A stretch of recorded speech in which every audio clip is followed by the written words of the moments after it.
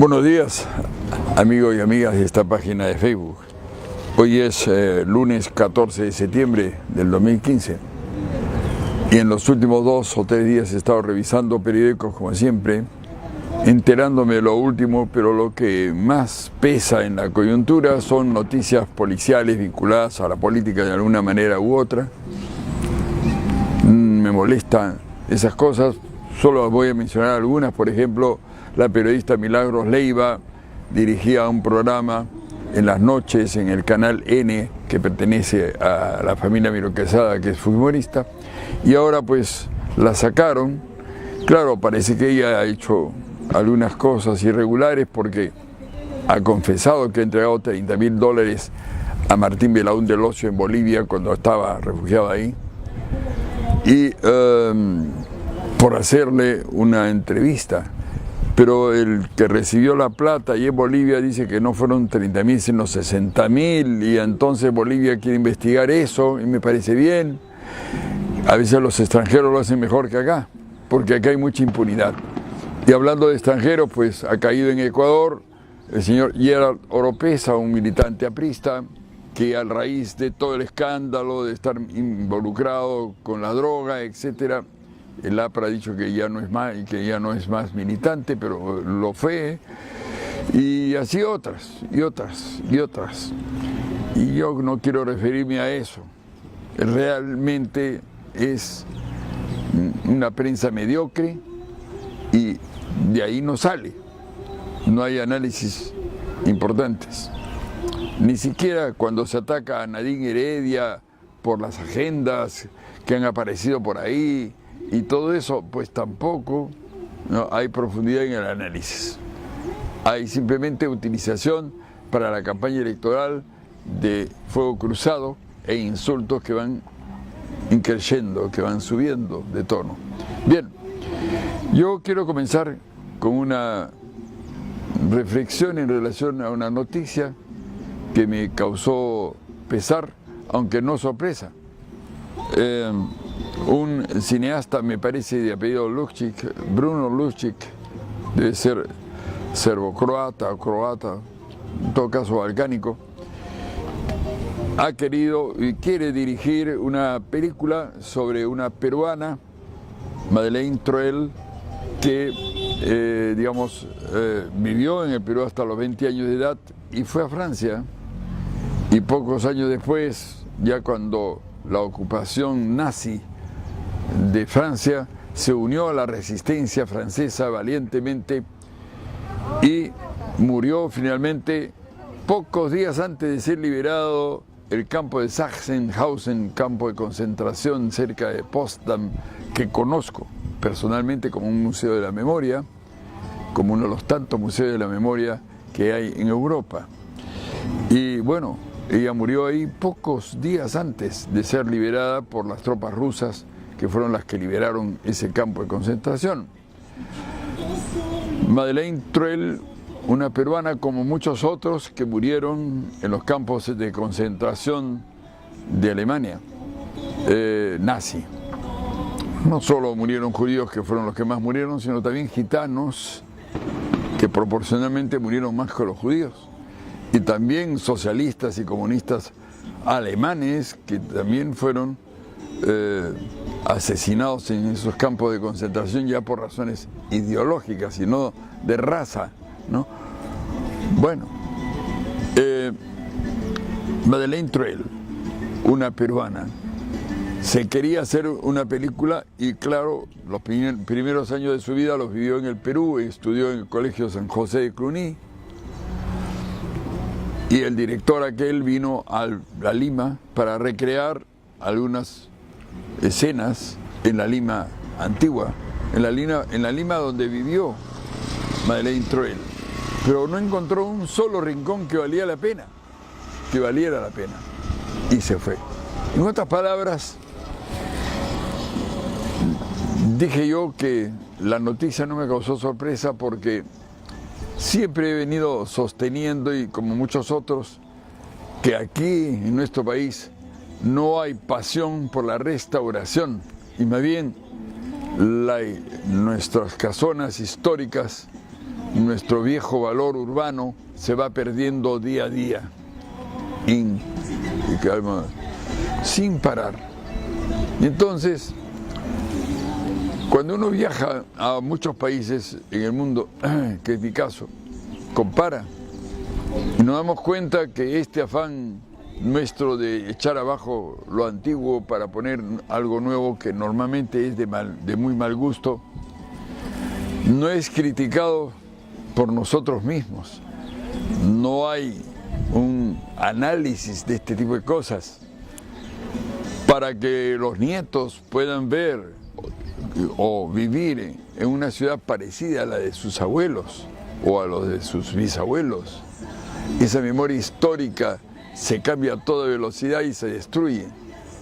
Entonces, yo estoy en este momento en Huacho y en Huacho ha pasado de eso. La casa que más me gustaba de Huacho hace unos 8 o 10 años, hecha de madera, como todos los puertos del Perú, con madera de estiva, pues se la echaron abajo y ahora hay una feria ahí de, qué sé yo, transcripciones en computadora y fotocopias. Y nadie dijo ni pío. Y esa casa había que restaurarla, pero en fin, nadie dijo ni pío. Los municipios en el Perú ya no tienen asesoría de arquitectos y urbanistas, de manera que el perfil urbano de nuestras calles cada vez se va deteriorando y el mal gusto impera, el gusto se educa, la estética no cae del cielo, pero cuando no hay un esfuerzo por, digamos, educar la estética, entonces esta decae. Y eso es lo que ha sucedido, qué vergüenza, ¿no? Se quería hacer la primera parte de la película sobre una heroína peruana que murió defendiendo la resistencia francesa contra los nazis, aquí en Lima, porque ella es peruana, fue peruana, pero no se pudo porque Lima está muy fea. Y porque ha perdido valor histórico, y porque los mismos que le aconsejaron al director venir, cuando vinieron, se dieron cuenta que ya no valía la pena hacerlo aquí. Eso nos conduce a lo siguiente. Hay la necesidad de que no solamente se debata, sino que sea, digamos, que hay una escuela, algo así, de alcaldes, de autoridades municipales, sí, para que entre otras disciplinas estudien esta. Porque uno puede perfectamente restaurar e ir modernizando lo de adentro, pero afuera, yo he visto ciudades en Europa que mantienen el perfil urbano que tuvieron hace 800 años, o hace 500 años, o hace 400 años. Muchas. También he visto en otros países de América Latina. Los he visto en Colombia, en Argentina, lo he visto en Chile, inclusive en algunas calles de La Paz, como no, pero aquí, nada de eso. Bueno, La Habana Vieja es un claro ejemplo de esfuerzo de restauración. De ahí yo quiero rápidamente tocar un tema que tiene que ver con el autoritarismo rampante que está cada día ganando más terreno en el Perú. El autoritarismo que, leyendo el otro día, releyendo un libro de Laura Rodríguez, es parlamentaria chilena, que titula su libro El virus de altura, ¿no?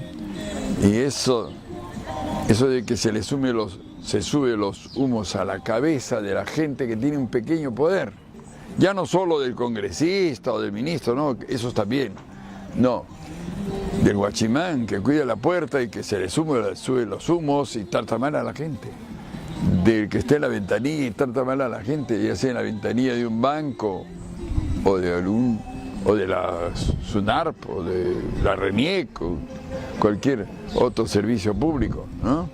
O de cualquier notaría privada, pero que hace servicio público, ¿no? Y entonces resulta ser que eso se nota, o de algunos mototaxistas que cuando son dueños de mototaxis, por ser el dueño del mototaxi, pueden ponerle al pasajero la música a todo volumen porque a él le da la gana, porque tiene ese poder. O del catedrático universitario que en vez de sentirse guía, como debe ser, de sus alumnos, se siente jefe e impone de mala manera las condiciones para poderlo escuchar, ¿no? Y para poder aprobar el curso. Condiciones que cuando no son inmorales son por lo menos autoritarias, pero el autoritarismo y la inmoralidad se tocan. Claro, porque entonces el autoritarismo genera servilismo, genera, ¿cómo no?, baja autoestima, pérdida de identidad nacional, local, hace mucho daño. Y ese autoritarismo campea en las instituciones públicas y privadas, un autoritarismo que se refleja también en la política.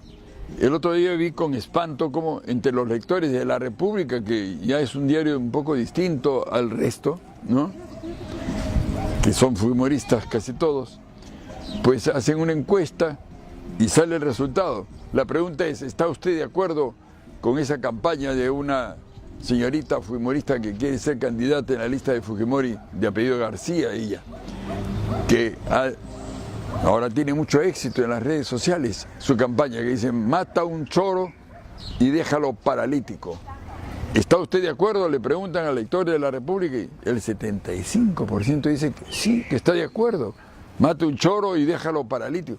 Claro que es cierto que hay una enorme inseguridad urbana, sin duda, ciudadana, sin duda, pero esta inseguridad obedece a un conjunto enorme de factores que hay que atacar todos en conjunto y que no todos maduran en el corto plazo. No es solamente un tema policial y no es solamente un tema de matar, de mayor autoridad. Justamente había leído hace un par de días, a un economista Klicksberg, argentino, que tiene vinculación con un estudio que se ha hecho en países donde hay mucha violencia, el sur de México, la frontera, ¿no?, Guatemala, El Salvador, con las crecientes bandas que hay allá y los maras, y se ha demostrado que cuanto más mano dura se aplicó, peor han sido las consecuencias. Igualito que con la condena de muerte, que ahí donde se aplica, pues peor es el asunto de la criminalidad.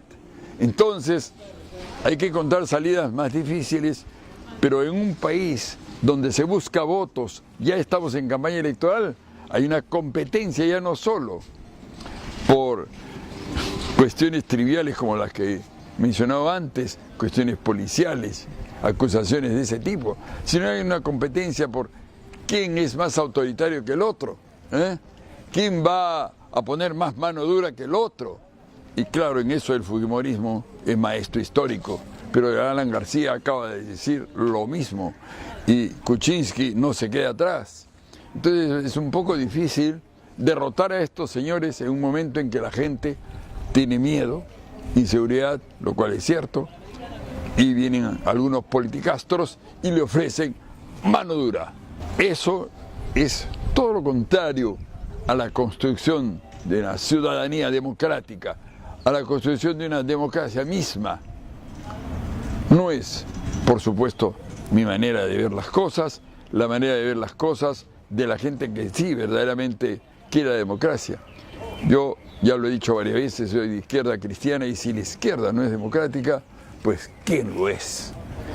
Pues yo ya no confío, porque el Perú siempre fue gobernado por las derechas y ya vemos los resultados, ¿no es cierto? Muy bien. Quiero despedirme de ustedes y pedirles que la pasen bien. Hasta la próxima semana.